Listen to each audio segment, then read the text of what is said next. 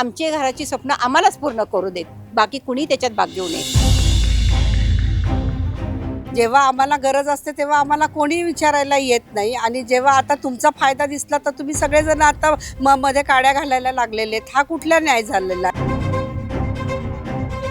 की जेव्हा तुम्हाला पाहिजे असतात तेव्हा तुम्ही गोड बोलताय, त्यानंतर आम्हाला काही कुठलाही प्रश्न आमचा तुम्ही सोडवत नाही. कशासाठी हा स्टे आणला? काही कारणच नव्हतं.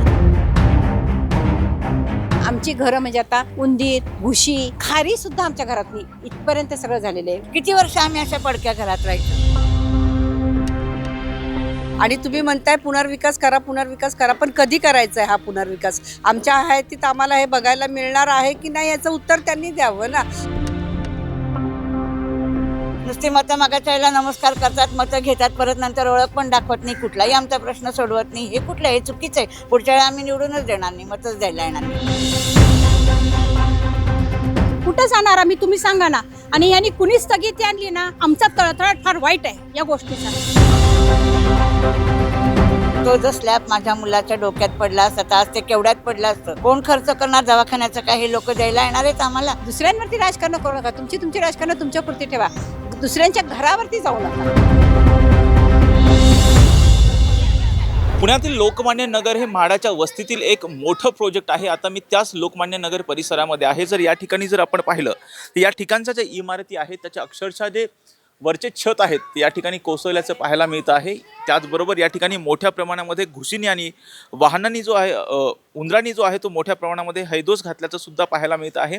खरं तर मोठ्या प्रमाणामध्ये घुशींनी आणि उंदरांनी या ठिकाणची जमीन पोखरल्यामुळे कधीही या ठिकाणच्या इमारती कोसळू शकतात अशी या ठिकाणची परिस्थिती आहे. मोठ्या प्रमाणामध्ये या घरांमध्ये पावसाच्या पाण्यानं वाळवीसुद्धा लागल्याचं पाहायला मिळते. ओलावा आल्यामुळे मोठ्या प्रमाणामध्ये बुरशीसुद्धा या ठिकाणच्या बिल्डिंग्सला जी लागल्याचं पाहायला मिळतं. वारंवार या ठिकाणीच्या नागरिकांनी म्हाडा प्रशासनाकडे तक्रारी करून सुद्धा त्याची दखल घेण्यात आलेली नाही. त्याचबरोबर पुनर्विकास या भागाचा जो करण्यात येणार होता त्याला नुकतीच स्थगिती दिल्यामुळे या ठिकाणचे रहिवासी सुद्धा आक्रमक झाल्याचं पाहायला मिळतंय. आपण जर या ठिकाणी पाहिलं तर हा ग्राउंड फ्लोअर आहे. त्या ग्राउंड फ्लोअरवरती जाताना जर या ठिकाणी ज्या पायऱ्या आहेत, जिन्या आहेत, त्याच्या खालचा जो भाग आहे त्या ठिकाणचे सुद्धा स्लॅब हा कोसळल्याचं पाहायला मिळते. ज्याबरोबर आम्ही या ठिकाणच्या रहिवाशांना ज्यावेळेस संवाद साधला त्यावेळेस त्यांनी सांगितलं की अक्षरशः आम्ही जीव मुठीत घेऊन या ठिकाणी राहतो आहे. कधीही या ठिकाणच्या त्या इमारती आहेत त्या कोसळू शकतात. कारण अक्षरशः खाली जर पाहिलं तर ग्राउंड फ्लोअरला अक्षरशः घुशींनी पूर्णपणे ती जागा जी आहे पोखरून टाकलेली आहे असं या ठिकाणचे रहिवासी सांगताना पाहायला मिळतं. जर आपण वरच्या भागात जर पाहिलं तर त्या ठिकाणी स्लॅब जो आहे तो कोसळल्याचं सुद्धा एकंदरीत आपल्याला जे आहे ते पाहायला मिळते. मोठ्या प्रमाणामध्ये या ठिकाणी वनस्पती आलेल्या आहेत. त्याचबरोबर इथल्या पाण्याच्या टाकीची सुद्धा एकंदरीत जी आहे ती दुरावस्था झाल्याचं पाहायला मिळतं आहे. त्यामुळे अक्षरशः या भागामध्ये लोकमान्य नगर म्हाडाच्या वसाहतीमध्ये राहणारे नागरिक जे आहेत ते अक्षरशः वैतागून गेलेले आहेत. येथे ज्या अडचणीचा सामना करणारे जे रहिवासी आहेत त्यांच्याशी सुद्धा आपण या ठिकाणी जे आहे संवाद साधणार आहोत. आपल्यासोबत या ठिकाणी काही महिला वर्ग आहे, त्या महिला वर्गाशी सुद्धा आपण या ठिकाणी जो आहे तो संवाद साधणार आहोत. ताई, मला सांगा, तुम्ही किती वर्षापासून इथे राहताय? काय अडचणी येत आहेत? जर आपण अक्षरशः आतमध्ये पाहिलं तर अक्षरशः ओलावा आल्याचं सुद्धा पाहायला मिळतं. पाहिलेलं आहे. हो, आमची बिल्डिंग 60 वर्षापासून 61 सालापासून ही लोक आमची राहायला आलेले आहेत. त्या माझ्या सासूबाई म्हणजे आम्ही 18 वर्ष राहिले. तेव्हापासूनचे आम्ही जो 65 वर्ष वगैरे होऊन गेले तसे राहिले. पण तेव्हा व्यवस्थित अगदी सगळं होतं. पण आता इतकी खचली, इतका त्रास होतो आम्हाला सगळ्याचा. मी मगाशी सांगितल्याप्रमाणे आमची घरं म्हणजे आता उंदीर, घुशी, खारी सुद्धा आमच्या घरात नाही, इथपर्यंत सगळं झालेलं आहे. वरतं तर तुम्ही बघितले पडलेलं. आणि आता पाण्याचा प्रॉब्लेम सगळंच झालेलं आहे. आमची एकच इच्छा नाही, आता आमचं बिल्डिंगचं बऱ्यापैकी सगळं झालेलं आहे, पूर्णपणे झालेलं आहे. सगळे म्हाडाकडनं पण त्याचं हे आले, NOC वगैरे सगळं आलेलं आहे. एवढं घशापर्यंत हातातोंडाशी आलेला घास हे जर लोक काढून घ्यायला लागल्यानंतर कसं होणार? आमची पण एक इच्छा आहे ना की आमचं आता पूर्ण व्हावं. आमच्या घराची स्वप्न आम्हालाच पूर्ण करू देत, बाकी कुणी त्याच्यात भाग घेऊ नये. आता आमची पण अपेक्षा आहे की बाबा हे आमचे सासू वगैरे आहेत, त्यांनी आमची नवीन घरही बघावीत ना. त्यांनी आम्हाला सहकार्य करावं की त्याच्यात आता त्यांनी भाग घेऊ नये, आम्हाला आमचं करू द्यावं. पण आता नाही होत, त्रास तो सगळं सहन होत नाही आता आम्हाला अजिबात. आणि सगळं तिथनंच होत आलेलं आहे. तुम्हाला जर करायचं होतं ना, तुम्ही जेव्हा 9 साली आलं होतं ना तेव्हा तुम्ही काही झोपा काढत होतात का? तेव्हा का नाही तुम्ही तुमच्याकडे घेतलं नाही करायला? आणि आता आमची सगळी कामं पूर्ण होत आल्यानंतर तुम्ही म्हणता तुम्ही स्टे आणता आणि हे करता का? ही राजकारण खेळू नका ना. तुम्ही दुसऱ्यांवरती राजकारण करू नका. तुमची राजकारण तुमच्या पुरती ठेवा, दुसऱ्यांच्या घरावरती जाऊ नका. त्यांचे चालले, त्यांचं करू देत नाही सुखानं. ठीक आहे, तुमच्या ह्याच्याप्रमाणे आम्ही 2 बिल्डिंग एकत्र करून आमची चाललेले आहेत. सांगितलं आमचं सगळं पूर्ण झालेलं आहे. फक्त थोडक्या करता राहिलेले, फक्त हे स्टे ऑर्डरमुळे राहिलेले. आणि त्याच्यामुळे आता काय केलेलं आहे, हे स्टे ऑर्डर आणून आता इतके वर्ष आमच्याकडनं जेव्हा म्हाडाचं होतं ना, तेव्हा आम्हाला पाण्याचा कुठलाही प्रश्न नव्हता. आता तुम्ही मागेही टाक्या बघितल्या पाण्याच्या, हे आत्ता आम्ही टाक्या करून घेतलेल्या आहेत. तेव्हा पाण्याचा प्रश्न होता, पण या राजकारणामुळे आम्हाला आता ह्या टाक्या बिक्या, तर पूर्वी आमच्या घरातनी सुद्धा टाक्या नव्हत्या. आम्हाला पाणी व्यवस्थित मिळत होतं, सगळं व्यवस्थित मिळत होतं. पण आता हे सगळं असं झालेलं आहे आणि आता आमच्याच्यानं ते होत नाही. आम्हाला पण वाटतं ना की आता आम्हाला पण पूर्ण बघायला मिळू दे. आता ह्या लोक आता 90 गाठलेले आहेत. मग आम्हाला पण वाटतं आता आमची पण साठी काय ओलांडलेली आहे, मग आम्हाला पण बघायला मिळणार आहे की नाही घरं. तुम्ही आता तुमच्या हातात घेणार, त्याच्यानंतर 10 वर्ष थांबायची. तुम्ही गॅरंटी देणार का आमच्या लोकांची सगळ्याची की बाबा हे तुम्ही नवीन घरं बघू शकणार आहे करणार. आमचं आता होत आलं 1-2-3 वर्षात होऊन जाईल. आता हे समोरचं बघताय. आत्ता आम्ही घेतलेलं इथे पण फ्लॅट आहे, तो पूर्ण पण झाला. आम्ही आता नोव्हेंबरमध्ये जे कोणी घेतले ते शिफ्ट पण होणार आहे. तर मग आम्हाला पण वाटणार ना की आमची पण ती तशी स्वप्न पूर्ण होऊ देत. तेच माझं एक मत आहे. आता ही स्थगिती आल्यामुळे तुम्हाला काय अडचणी येतात? सगळ्यात महत्त्वाचा पाण्याचा त्रास आहे. सगळ्यात महत्त्वाचा पाणी आम्हाला मिळत नाही. आणि त्याच्याही पुढचं सांगते, पाणी सगळीकडे कॉर्पोरेशनचं आहे, पण आमच्या इथं सोसायटीला सगळ्याला टँकरचं पाणी पुरवतात. आमच्या बिल्डिंगमधले तुम्ही जर बघितलं ना, तुम्हाला फार तर दवाखान्याची सुद्धा हे दाखवते. सगळे पेशंट आहेत अक्षरशः, टँकरचं पाणी आणून होतात, ते पाणी प्यायला देतात आम्हाला. पाणी सुद्धा कॉर्पोरेशनचं देत नाहीत का काही नाहीत. आणि विचारायला गेले की सांगतात तुम्ही आता तुमच्या खर्चानं आम्ही तुम्हाला पाईपलाईन आणून देतो, तुमच्या खर्चानं तुम्ही आतमध्ये पाणी. कोण म्हणतं असं? आता हे सांगते ना, वैयक्तिक नावं सांगते, पण तरी म्हाडाचे अधिकारी. म्हाडाच्या अधिकारी म्हणजे इथे कॉलनीत जे पाण्याचं जे बघतात ना, तेच लोक सांगतात की आम्ही कॉर्पोरेशनकडनं, रासनेनी सांगितले, रासनेंचं मी नाव स्पष्ट घेते. रासने म्हणतात की तुम्हाला आम्ही दारापर्यंत तुमच्या कॉर्पोरेशनची लाईन आणून देतो, बाकीचं तुम्ही सगळं करा. अरे आमचं आता हे कामं होत आले, तर आता परत इथनं पुढे 2-3 लाख रुपये खर्च करायचे का बिल्डिंगमधल्यांनी सगळ्यांनी. आणि आता होणार आहे तर ते होते तर होऊ दे ना. मग तुम्ही तुमच्या सोयीने तुम्ही पाणी करून घ्या. तुम्ही मीटर हे करता, लाईट बिल भरलेलं नाही म्हणून पाणी तोडलं, अमकं केलं नाही, ही कारणं काय सांगता. ह्याच्यापूर्वी कधी सांगितले नाही. आणि आता ह्या 2-3 महिन्यात तर खूपच, जवळजवळ हे वर्ष झालं काढले, पण ह्या 2-3 महिन्यात खूप त्रास दिले त्यांनी आम्हाला. पाणीसुद्धा द्यायला तयार नाही. तर आणि टँकरचं पाणी आम्ही अक्षरशः पितोय. आमची मुलं आजारी, ही सगळी छोटी मुलं ही बघताय ना, मी म्हटलं ना ही 4थी पिढी आमची. ही मुलं आजारी पडले, मोठे तर झाले सगळे दवाखाने, आणि हेच चालू आहे आमच्याकडं. हा त्रास आहे आम्हाला. ताई, तुम्हाला काय अडचणी आहे? तुम्ही कधीपासून राहताय? कोणत्या अडचणींचा सामना तुम्हाला रहिवासी म्हणून या भागात करावा लागतो? हे बघा दादा, मगाशी सांगितल्याप्रमाणे मी तुम्हाला सांगते की आम्ही तळमजल्याला राहतो. आमच्या घराला अक्षरशः उंदीर आणि घुशींनी पोखरलेलं आहे. आम्ही कुठे कुठे सिमेंट लावून लेपतोय आणि ते राहण्यायोग्य करतोय. ही गोष्ट योग्य आहे का? ह्या राजकारण्यांनी विचार करावा. कारण काय की जर घर आमच्या मालकीची आहेत, तर आता हे मध्ये पडणारे कोण? जेव्हा आम्हाला गरज असते तेव्हा आम्हाला कोणी विचारायला येत नाही. आणि जेव्हा आता तुमचा फायदा दिसला तर तुम्ही सगळेजण आता मध्ये काड्या घालायला लागलेले आहेत. हा कुठला न्याय झालेला आहे तेव्हा म्हणजे? आणि तुम्ही म्हणताय पुनर्विकास करा, पण कधी करायचा आहे हा पुनर्विकास? आमच्या हयातीत आम्हाला हे बघायला मिळणार आहे की नाही, याचं उत्तर त्यांनी द्यावं ना. आणि पाणी बंद करा, लाईटी बंद करा, ह्या सगळ्या खेळी खेळून यांनी आमच्या जीवनाशी खेळायचं, यांना काय अधिकार आहे? मतं मागायला येतात तेव्हा तुम्ही गोड बोलता ना आमच्याशी. आणि मग ह्या वेळेसच काय होतं तेव्हा? आता एवढा पाण्याचा प्रॉब्लेम आहे. आज वर्षभर आम्ही सगळेजण 2-2 दिवसांनी पाणी आमच्याकडे येतं. आम्हाला कोणी एक जण सुद्धा येत नाही आहे विचारायला की तुमच्याकडे कसं पाणी येतं, काय येतं ते. आणि ही आमची गळचेपी चाललेली आहे. ही आम्ही का सहन करावी? तर तुमच्या घरांमध्ये काय काय अडचणी आलेल्या आहेत? जर पाहिलं तर आत्ताच आपण पाहिलं ओलाव्याचं वगैरे.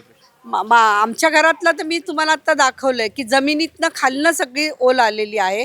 बाहेरची फरशी संपूर्णपणे खचलेली, की कुठलाही मनुष्य चालता चालता त्याच्यामध्ये सहज पडू शकेल इतकी त्याची अवस्था आत्ता सध्या वाईट आहे. आणि उंदरांनी जी घरं केलेली आहे घरात, ती तुम्हाला मी दाखवलेली आहे. ह्या सगळ्यांनी आमच्या आरोग्यावर त्याचा काहीच परिणाम होत नाही आहे का? हे काय यांच्या लक्षात येत नाही आहे म्हणजे? आणि घरात वयस्कर व्यक्ती आहेत. आज 90-92 वर्षाच्या आजी आहेत. 2 वर्षाचं आमच्या घरात बाळ आहे. आज उंदीर आणि घुशी घरात असं सर्रास फिरतात की त्यांच्या अन्नात ह्याच्यात ते कुठेही तोंड वगैरे घालतात. आपण काय प्रत्येक ठिकाणी लक्ष नाही ठेवू शकत ना. आणि ह्या गोष्टींचं समाधानकारक ही लोक उत्तर काही देत नाही. आणि तुम्ही नुसतं फक्त सगळ्यांनी एकत्र करा ह्याचं भजन लावलेलं आहे. ह्याचा अधिकार कोणी दिला त्यांना हे सगळं बोलायचं तेव्हा? म्हणजे हा आमचा प्रश्न आहे म्हणजे. आणि ही अवस्था घराची अवस्था तुम्हाला दाखवली. आम्ही याच्यात कुणावरही आरोप करत नाही. आमच्या घरात किंवा आमच्या सोसायटीत जे काही सत्य आहे हेच तुम्हाला आम्ही सांगतोय. फक्त याचा तुम्ही गांभीर्याने विचार करावा. जेव्हा आम्हाला अडचणी येतात, आमच्या अडचणी सोडवायला कोणी येत नाही. आणि फक्त तुम्हाला पैसा पाहिजे का मग? म्हणजे तर आपण पाहतोय की अनेक घरांचे स्लॅब कोसळल्याचं पाहायला मिळतंय. जिन्याच्या तिथला स्लॅब कोसळला. आमचं घर आता मी तुम्हाला दाखवलंच वरती नेऊन. माझं एक काय म्हणणं आहे की जेव्हा तुम्हाला पाहिजे असतात तेव्हा तुम्ही गोड बोलता येतात, नंतर आम्हाला कुठलाही प्रश्न आमचा तुम्ही सोडवत नाही. कशासाठी हा स्टे आणला? काही कारणच नव्हतं. आम्ही लिगली सगळं व्यवस्थित करत होतो, सगळं काम आमचं झालेलं होतं. आता ह्या लोकांनी हे आणल्यामुळे आमचं हे काम थांबलं ना निष्कारणी. किती वर्ष आम्ही अशा पडक्या घरात राहायचं? ताई, तुमच्या घराची अवस्था काय आहे ते सांगा. आमच्या घराची अवस्था अतिशय बेकार आहे. तुम्हाला सांगितलं ना, सगळे स्लॅब पडतात, सगळीकडे ओल येते. तुम्हाला खोल्या सगळ्या मी आत्ता फिरून दाखवल्या, बघितलं ना. जर समजा तो जर स्लॅब माझ्या मुलाच्या डोक्यात पडला असता तर आज ते केवढ्यात पडलं असतं? कोण खर्च करणार दवाखान्याचं? काय हे लोक द्यायला येणार आहेत आम्हाला? तसं नाही. त्यांनी आता हा स्टे उठवावा, नाही तर त्यांनी स्वतः एक दिवस येऊन इथं बिल्डिंगचं पाहणी करावी, बघावं कशा स्थितीत लोक कसे राहतात. हे बघायला हे लोक काय येत नाही. नुसती मतं मागायच्या वेळेला नमस्कार करतात, मतं घेतात, परत नंतर ओळख पण दाखवत नाही, कुठलाही आमचा प्रश्न सोडवत नाही. हे कुठलं? हे चुकीचं आहे. पुढच्या वेळेला आम्ही निवडूनच देणार नाही, मतच द्यायला येणार नाही. मग काय करायला? एक मिनिट, नुसतं मत देणार नाही, आम्ही विरोधकांना मत करणार. आता आम्ही सगळ्यात महत्त्वाचं, आम्ही आमचा मतदानाचा अधिकार सोडणार नाहीये. म्हणजे पण आज 2.5 वर्ष आमच्या सोसायटीतली लोक हे सगळं प्रकरण आमचं म्हणजे ज्या बिल्डर शोधण्यापासून बिल्डरकडनं सगळं काम व्यवस्थित करेपर्यंत आज 2.5-3 वर्ष आज आमची सोसायटी सगळी त्याच्यासाठी झगडतीये. आणि हे सगळं झालंय आमचं. आणि आता तुम्ही एस टी आणताय ऐन वेळेला. आज त्या बिल्डर जरी असला तरी तोही माणूस आहे, त्यांनी काही पैसे खर्च केलेले, आमच्या सोसायटीतल्या प्रत्येक मेंबरनी पैसे खर्च केलेले आहेत. ह्या पैशाला किंवा आमच्या राहण्याला, आमच्या जगण्याला अर्थ नाही आहे का? हे पहिले हा प्रश्न आम्हाला पहिले सांगा, म्हणजे याचं उत्तर द्या तुम्ही. त्यांनी एकदा इथे या आणि राहून दाखवा. 24 तास इथं येऊन पाहणी करा आणि एकदा सगळे घरातले सगळ्यांचे पेशंट बघा. लाखांनी बिलं भरतोय दवाखान्याची. आम्ही पाणी विकत घेतोय, आम्हाला मोटार बसवावी लागते, आम्हाला 3ऱ्या मजल्यावर एक थेंब पाणी नाही. पहिलं असं कधीच होत नव्हतं. हा अन्याय झाल्यासारखाच आहे खरं तर.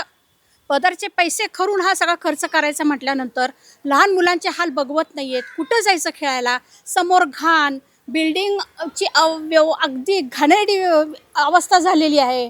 कुठं जाणार आम्ही? तुम्ही सांगा ना. आणि यांनी कुणी स्थगिती आणली ना, ते खरंच म्हणजे मी म्हणते आमचा तळतळाट फार वाईट आहे या गोष्टीचा. खरं सांगते मी, आम्हाला नको नको झालं. आता लवकरात लवकर हे व्हावं हीच आमची इच्छा आहे आणि ही पूर्ण व्हावी. आता 3 पिढ्या झाल्यात, ही 4थी पिढी आहे. आता आम्ही अंत किती बघणार या गोष्टीचा? तुमच्या घरांमध्ये काय अडचण, म्हणजे वैयक्तिक तुमच्या घरात काय अडचण? वैयक्तिक म्हणजे समोर घाण, समोर दारूचं दुकान, रात्रभर घाण, डोकायला सुद्धा नको, इन्फेक्शन होतं, लहान मुलं आजारी पडतात, झोपडपट्टी, स्लॅब हे झालेलं आहे, खच्चीकरण झालेलं आहे, सगळं बुरशी आलेली आहे.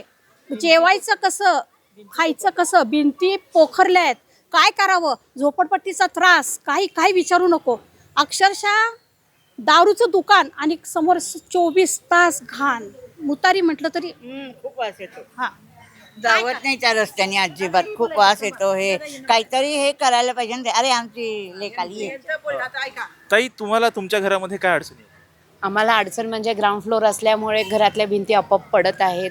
उंदरांचं घुसांचं हे आहे. वर्ण स्लॅबचं हे सिलिंग जे आहे ते आपोआप पडत आहे.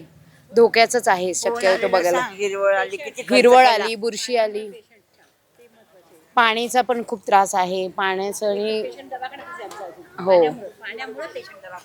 काय अडचण तुमची? काय पाण्यामुळे पेशंट आमचा एक दवाखान्यात आहे. माझ्या सुनबाई जवळजवळ 1.5 महिना झालं. आणि त्या तुम्हाला वाटलं तसं तर बुद्राणीला केव्हायला तुम्ही एक इन्क्वायरी करा, तिथंच आहे. आणि ही छोटी मुलं पण पाणी पिऊन पण इतकं इन्फेक्शन झालेलं आहे त्यांना ना.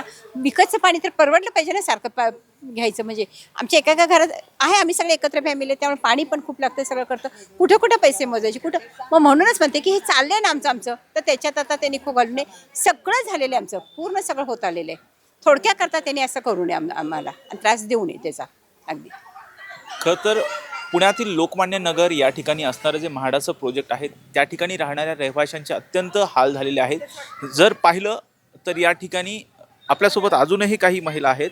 काय काय ताई काय एकच सांगायचं आहे की आम्ही आज म्हणजे मिडल ऑफ द हार्ट राहतोय अक्षरशः. म्हणजे आज एवढी चांगली आमची सोसायटी होती, आम्हाला अभिमान होता आमच्या सोसायटीचा, पण ह्या लोकांनी हे सगळे स्टे आणून आणि हे आणून इतकं त्याचा म्हणजे बोजावारा केला की आम्ही एक आनंदात आहोत की आम्हाला आता दुसरीकडे जायचं आहे. 3 वर्षांनी आमचं स्वतःचं हक्काचं मोठं घर होईल म्हणूनसाठी, आणि हा स्टे आणून ह्या लोकांनी जो नालायकपणा केलेला आहे तो त्यांनी बंद करावा ही खरोखरीच विनंती आहे आमची. म्हणजे कारण लोक आम्हाला विचारतात, लोकमान्य नगरमध्ये पाणी नाही हा प्रश्न विचारला जातात. आश्चर्य वाटतं या गोष्टीचं, पण ही खेळी लोकांना समजत नाही आहे अजिबात. म्हणजे खरं तर म्हाडाचं हे जे पुण्यातील लोकमान्य नगर या ठिकाणी असणारं जे प्रोजेक्ट होतं त्या ठिकाणची अक्षरशः जर पाहिलं तर हा प्रोजेक्ट 1962 साली या प्रोजेक्टची स्थापना झालेली होती. आणि अक्षरशः आता जर पाहिलं तर ग्राउंड फ्लोअरवरती तर उंदरांनी आणि घुशींनी फार हौदोस घातलेला आहे. त्या ठिकाणी पोखरल्यामुळे कुठेतरी या बिल्डिंगचं सुरक्षितता कुठेतरी धोक्यात आलेली आहे. आणि त्याचबरोबर येथे असणारे जे पाण्याचे, जसे इथले रहिवासी सांगतात की पाण्याच्या अडचणीमुळे अक्षरशः त्यांना आरोग्याचा सामना सुद्धा करावा लागतो. त्याचबरोबर अनेक ठिकाणी ओलावा असल्यामुळे त्या ठिकाणी बुरशी लागलेली आहे आणि त्याचबरोबर त्या बुरशीमुळे त्यांच्या आरोग्याचा प्रश्नसुद्धा निर्माण झालेला आहे. आणि आत्ता या ठिकाणी पुनर्विकासाचा जो प्रकल्प होणार होता त्याला कुठेतरी स्थगिती आल्यामुळे अक्षरशः इथले रहिवासी असले वैतागलेले आहेत. आणि त्याचबरोबर हा जे स्टे आहे तो उठवावा अशी मागणीसुद्धा येथील रहिवाशांकडून करण्यात येते. व्हिडिओ जर्नलिस्ट निलेश लोहारसह राजरत्न जोंधळे, टॉप न्यूज मराठी, पुणे. घ्या परदेशात भरारी, तेही सर्वसामान्यांना परवडणारी. 1 रुपया भरा आणि थायलंडमध्ये फिरा. सचिन इंटरनॅशनल घेऊन आले आहेत जगातली सर्वात स्वस्त परदेश टूर. पूर्ण 5 दिवसांचं पॅकेज आता फक्त 32,999 रुपयांमध्ये. पॅकेजमध्ये विमान प्रवास, हॉटेल, ब्रेकफास्ट, ट्रान्सपोर्ट आणि प्रेक्षणीय स्थळे. सचिन इंटरनॅशनल 18 वर्षांपासून पर्यटन क्षेत्रातील एक विश्वसनीय नाव. सचिन इंटरनॅशनल सोबत मनसोक्त फिरा. संपर्क 7767989898.